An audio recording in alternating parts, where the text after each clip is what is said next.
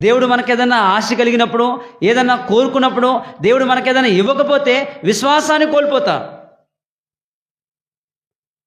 దేవుణ్ణి అడుగుతాం, అయ్యా మాకు గర్భఫలం కావాలన్నాం అనుకోండి, గర్భఫలం ఇవ్వలేదనుకోండి, 3 నెలలు అయిపోయింది, 3 సంవత్సరాలు అయిపోయింది, 6 సంవత్సరాలు అయిపోయింది, 10 సంవత్సరాలు అయిపోయింది, ఇంకా లేదనుకోండి, విశ్వాసం అయిపోద్ది, కోల్పోయింది.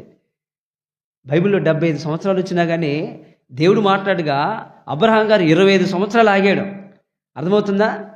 ఏమండి, అప్పటికప్పుడే ప్రార్థన చేసేసి అప్పటికప్పుడే అన్నీ వచ్చేసేయాలి. అంటే మనుషుల ఆలోచన ఎలా ఉంటుందంట, అప్పటికప్పుడే అన్నీ కావాలి, ఏదైనా సరే స్పీడ్గా అయిపోవాలి పనులన్నీ. కానీ 25 సంవత్సరాలు ఓపిక పట్టాడు. 20 సంవత్సరాలు ఓపిక పట్టాడు. సేవలో చాలా నేర్చుకోవాలి. దేవుని విషయంలో బాధ్యతగా సంఘంలో మనం ఏ పని చేస్తూ ఉన్నా సరే దేవుని దగ్గర నేర్చుకోవాలి. ఆయన బలిష్టమైన చేతుల కింద ఎలా ఉండాలంట. మనకు అన్నీ తెలుసు అనుకుంటా, ఏం తెలియదు మనకి. తెలుసా?